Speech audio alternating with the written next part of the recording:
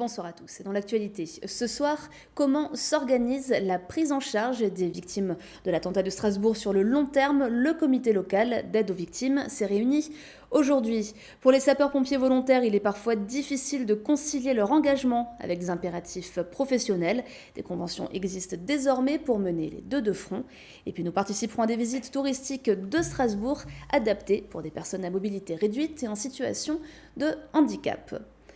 L'urgence passée, comment organiser la suite de la prise en charge des victimes de l'attentat du 11 décembre à Strasbourg?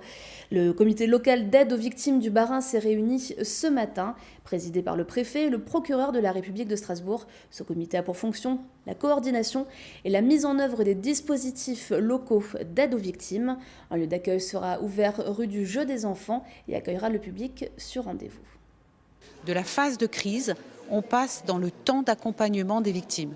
Et ce qui a été expliqué avec tous les partenaires qui étaient présents, c'est-à-dire aussi bien les services de l'État, mais les associations d'aide aux victimes, les associations de victimes, c'est qu'aujourd'hui, on va ouvrir un autre lieu qui permettra d'accompagner ces victimes pendant de longs mois, voire plus si nécessaire.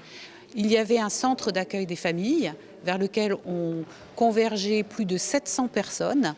Et aujourd'hui, on dit que ce centre d'accueil des familles va passer le relais à un local qui sera beaucoup plus longtemps ouvert et qui permettra une prise en charge des victimes pluridisciplinaire, avec des psychologues, avec des juristes, avec des intervenants sociaux, les questions de logement, les questions fiscales, les questions de santé pourront être évoquées dans cette structure. Il est extrêmement important de pouvoir écouter toute personne et l'accueillir et discuter et échanger justement sur ce ressenti de victime. Et c'est quelque chose qui peut prendre beaucoup de temps.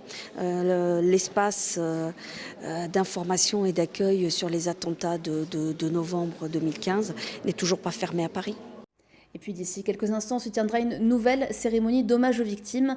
Ça se passera à Place Kléber à l'initiative d'exposants du marché de Noël. Comment assurer la qualité et la rapidité des secours? Le service départemental d'incendie et de secours du Haut-Rhin a mis en place il y a quelques années déjà un partenariat avec les employeurs des sapeurs-pompiers volontaires. L'objectif, libérer le salarié sur son temps de travail pour lui permettre de partir en intervention de secours ou de suivre des formations. Reportage à l'EHPAD de Danemarie où une convention de ce type a été mise en place. Marine Zis. Alors on va aller à l'activité, hein? Oui. Rita Walter est animatrice dans cette EHPAD depuis 2012 et sapeur-pompier depuis 1996. Cela fait quelques mois qu'un nouvel objet fait partie de sa tenue de travail. J'ai mon bip, donc ça peut sonner à tout moment. C'est moi qui me mets d'astreinte les horaires de travail. Par contre, je me mets vraiment en ultime, c'est-à-dire qu'il y a plusieurs niveaux de garde. Et moi, je me mets en ultime, ça veut dire que s'il n'y a personne, ils vont venir piocher dans l'ultime. Aujourd'hui, il n'y a pas de souci, j'ai une collègue qui est juste en face. Mais si vraiment je suis tout seul avec eux, il faut que je trouve quand même quelqu'un qui vienne prendre le relais. Je ne peux pas laisser les résidents comme ça. Si Rita est appelée pour une intervention, peu importe la durée, elle n'a pas besoin de rattraper ses heures. Comme elle, 400 sapeurs-pompiers volontaires orinois disposent d'une convention qui permet d'intervenir en cas de besoin durant leur journée de travail. En ce moment, le monde des volontaires s'amenuise aussi et de ce fait, cela nous permet de renforcer nos équipes d'intervention et de ne pas louper d'intervention justement. S'il n'y avait pas ces conventions, ils ne pourraient pas sortir. Donc automatiquement, on aurait moins de sapeurs-pompiers sur les plannings et certainement on arriverait à honorer moins bien nos interventions, sachant que d'après le maillage qu'il y a, si ici, par exemple, à Danemarie, on ne peut pas sortir, il y a un VSAV qui viendra soit de Montrevieux ou soit d'Alkirch, mais ce n'est pas le but premier. Je vous les avance? Oui. Et aujourd'hui, alors que Rita anime une séance de jeux de société... Donc je vais vous laisser. Je suis déclenchée pour partir avec les pompiers. D'accord? Vous entendez? Donc je vous laisse. Si vous pouvez continuer. Et si vous avez assez, je dirai à ma collègue de vous enlever si vous voulez plus jouer. D'accord? Par contre, il faut que je vous laisse. Hein? À tout à l'heure. Là, entre le déclenchement et le départ du véhicule, j'ai 8 minutes. En sachant qu'il faut que je prenne mon véhicule, que j'aille me changer. Aujourd'hui, c'est une journée presque comme une autre. Depuis la signature de sa convention, Rita a déjà été appelée quelques fois pour une intervention. De la cathédrale en passant par la place du marché aux poissons ou encore la place Gutenberg, un nouveau circuit touristique voit le jour à Strasbourg.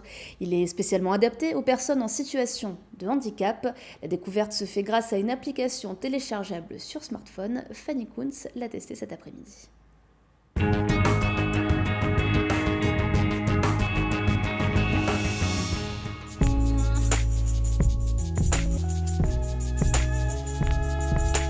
Strasbourg va-t-elle bientôt devenir la capitale du tourisme spécial handicap ?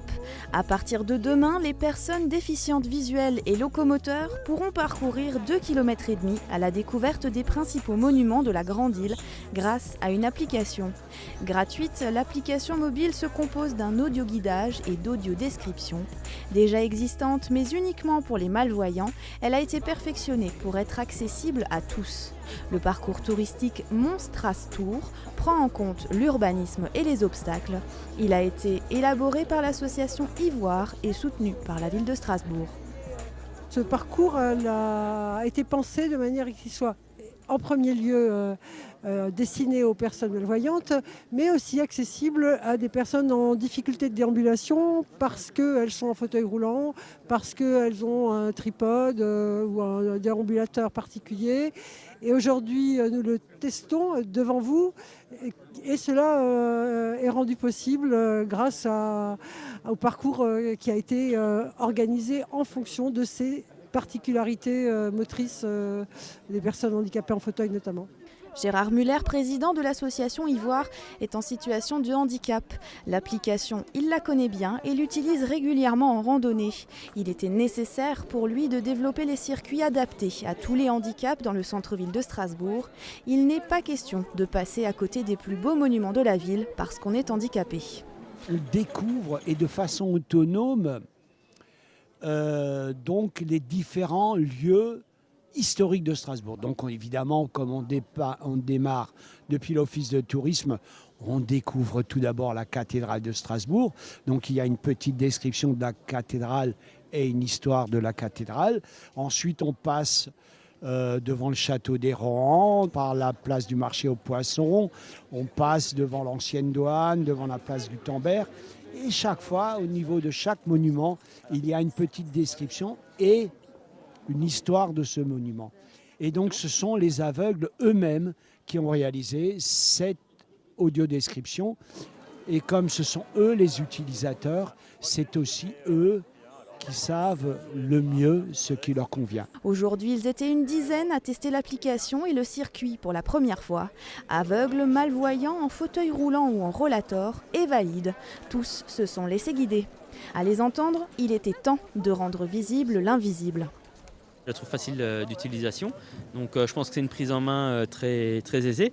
Et puis surtout, c'est vraiment agréable d'avoir les audiodescriptions parce que c'est vrai que souvent quand on se promène en ville, on peut être un peu frustré de ne pas se rendre compte de l'architecture des monuments dans lesquels on passe, de rien connaître à l'histoire parce qu'une personne qui voit normalement aura des petits livrets dans lesquels il pourra découvrir tout ça. Et nous, on a un peu cette difficulté et donc c'est assez frustrant. Les personnes malvoyantes ou non-voyantes, elles peuvent découvrir le patrimoine touristique parce que c'est vrai qu'en général, le tourisme, c'est très visuel. Donc là, du coup, ça permet de voir par le biais d'un autre sens. Ça permet aussi d'inclure les personnes à mobilité réduite dans le tourisme. Dans l'absolu, ça peut être super parce que je crois qu'ils ont mis de l'audio-description pour un peu décrire ce qui nous entoure. Donc les bâtiments qu'on fait. Donc ça, je trouve ça pas mal du tout pour se rendre compte de l'endroit où on est dans Strasbourg et de ce qu'il y a autour de nous, etc. Après, je pense qu'aujourd'hui, ça peut être un peu compliqué avec le monde qu'il y a et tous les stands du marché, etc. Mais ça va rajouter de la difficulté. Le parcours sera accessible dès demain au départ de la cathédrale de Strasbourg devant l'Office du tourisme. L'application est téléchargeable sur le site de l'association Ivoire.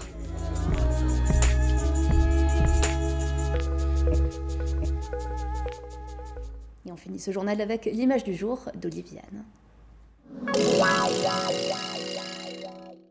Une nouvelle affiche, mais aussi une nouvelle identité graphique pour les internationaux de tennis féminin de Strasbourg. Woman is, ou plutôt IS, the winner, c'est l'accroche qui sous-entend le message de fond sur la place de la femme, non seulement dans le sport, mais dans toute la société. L'ocre de la terre battue reste la couleur dominante, mais pour la première fois, c'est une joueuse identifiée qui incarne les IS en 2019. Monica Puig est une habituée des cours alsaciens, où elle a gagné en 2014. C'est aussi la championne olympique en titre.